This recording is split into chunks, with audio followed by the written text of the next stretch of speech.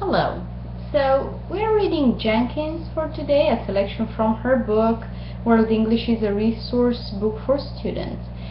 And I'd like to give you a little bit of framework for the reading, just in case you've never taken any courses about language diversity and you're not sure what the difference is between English as a native language, English as a first language, English as a second language, and English as a foreign language.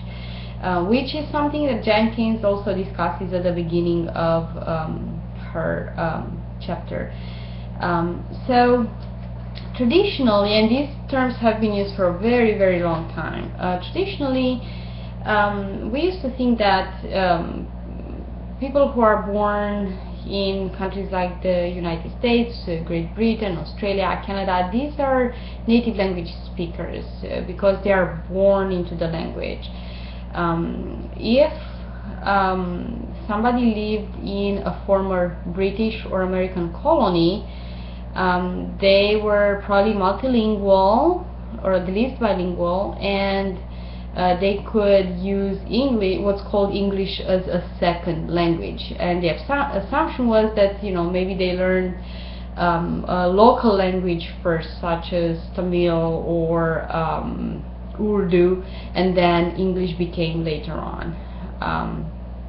English as a foreign language is a term used for the English is spoken in countries like Romania, Germany, Japan, where it used to be believed that students learn these languages in school, and the purpose would be to interact with other native speakers once they travel abroad. So a kid in Japan would learn English because, you know, one day he might visit the United States and he needs to interact with his hosts. Obviously, the terms are flawed, and they do not describe how language is really used around the world, because language is a very complex issue, and it's really hard to capture that and find good terms for these different Englishes that have developed throughout the world. But first of all, how did other countries out there decide to study English? Well, it wasn't really their decision. At the beginning, it was the former British and American colonies that had to learn English to interact with the colonizers.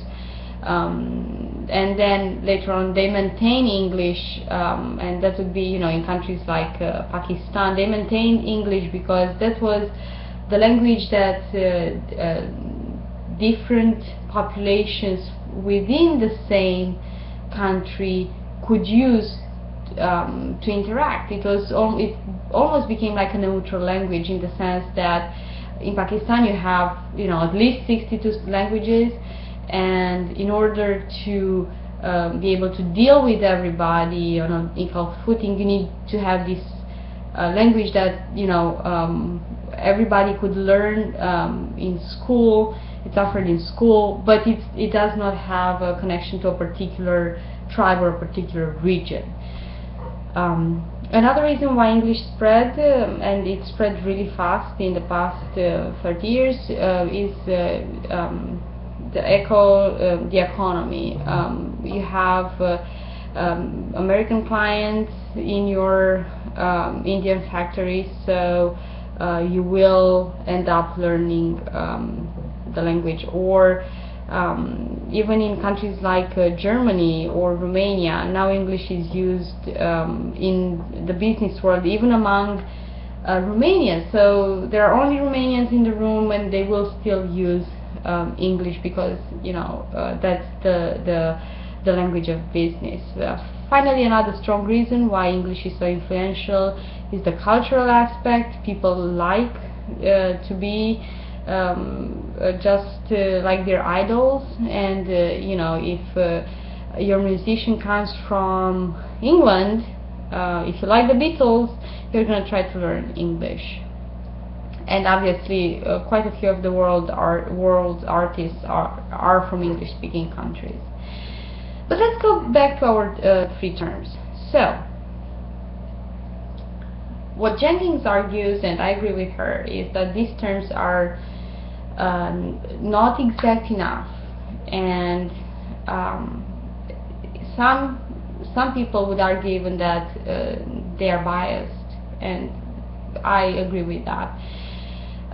For instance, the moment you say you're a first language user, you're a second language user, you're already creating a hierarchy.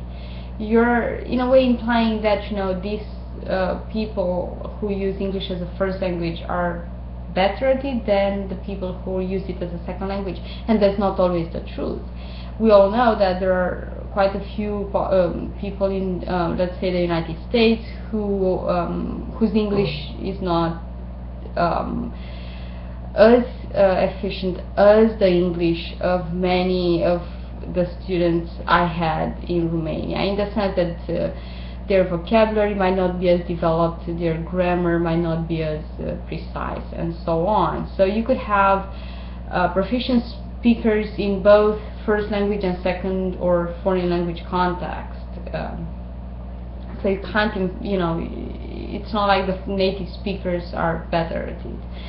Also, you have native speakers of English who are born in countries like Nigeria or South Africa, where the family teaches the child English from the day the child is born. There are problems with naming the English used in Romania English as a foreign language, because we don't learn English in Romania to interact with Americans when we visit the United States. We learn it for many different reasons, the most important one being the business conducted in Romania. So it's not a foreign language because you don't use it to interact with foreigners. You use it to interact with your co-workers, and you're all, you know, Romanian.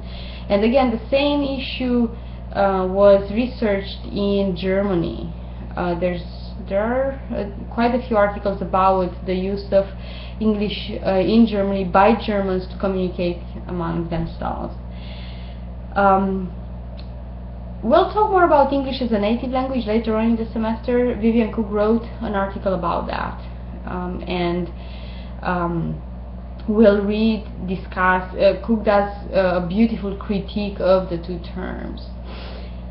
So, if these terms aren't good enough, what could be good enough? Kacru proposed the term world Englishes, and that's a rather recent development.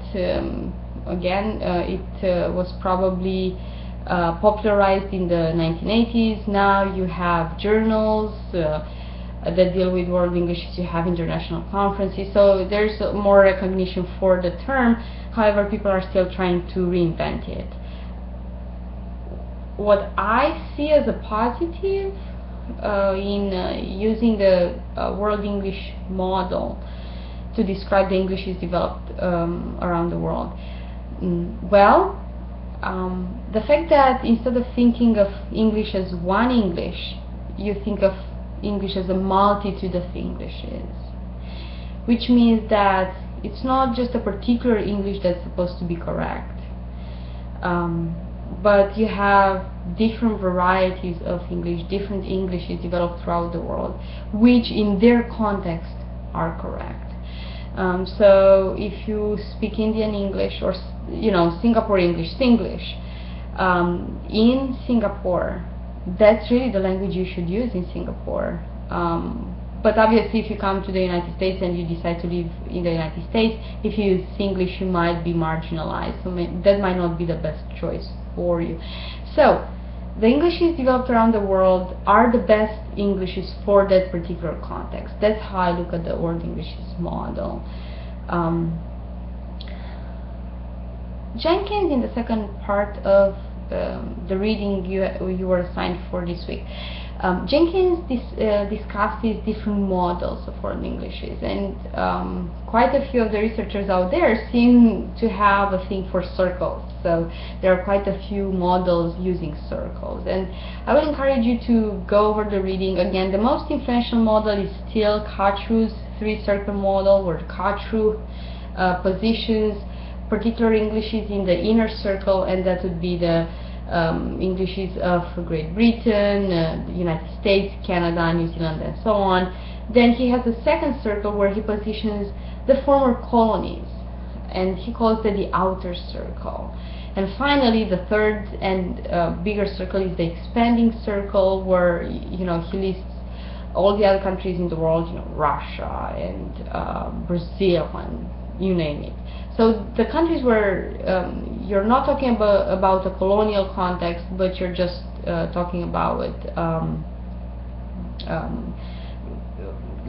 users who learn the language for personal reasons, usually through education, and they could use it on an everyday basis, or they can only use it occasionally.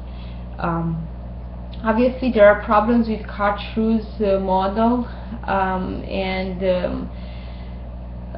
Jenkins explains that on page 20, and I completely agree with her assertions. One issue I had with Kacru is the fact that he seems to go for the geographical location and not take into consideration the fact that Englishes and users live in a very fluid world, and you should somehow account for the fact that you could have somebody like me. So, okay, I was born in Romania, I lived there for 26 years. That puts me in the expanding circle, right? But I am not in the expanding circle anymore. I live in the United States, and actually English is my primary language. I am more proficient in English than in Romanian nowadays, so you can't really put me in the expanding circle, because my English is different than the English used by my friends back home. My Romanian is different than theirs, so where do I stand? Where do you place me? So Kacru needs to recognize this fluidity, the fact that people are not constrained by a geographical area. One model that I like is the one proposed by Kanagaraja, and that's not really it's not discussed much in Jenkins, just because it's a very recent model. Kanagaraja just published his book in 2011, and Kanagaraja says there's really a continuum, and users find themselves on that continuum of different Englishes at different points in time, and it depends really on the context. Let's talk a little bit about Singapore. In Singapore, if you're talking to, let's say you live and you are from Singapore, you're talking to your co-workers at work, and you'll probably use English, but it's a particular English that, it's more formal. It's at one point on the continuum. You go to the store to buy something, you might use English again, but it's a more friendly, less academic, so to say, less formal. Then maybe you go abroad and you visit the United States and you stay there for a while, and then you move along the continuum in a different direction. So I do like the way Kanagaraja presents that, and we'll talk more about that when we read Kanagaraja in the second part of the semester. One relevant model Jenkins presents is Modiano's. So definitely read that on pages 21, 22, and 23. She offers a very interesting critique of Modiano's model. Now, what you need to do is you need to figure out what works for you. What do you think happens with English once it becomes an international phenomenon? Do you see it as one international English? Do you see it as a lingua franca? And quite a few people use that term to describe it, although lingua franca is more like one of the uses of English, and it's not really a one unique language.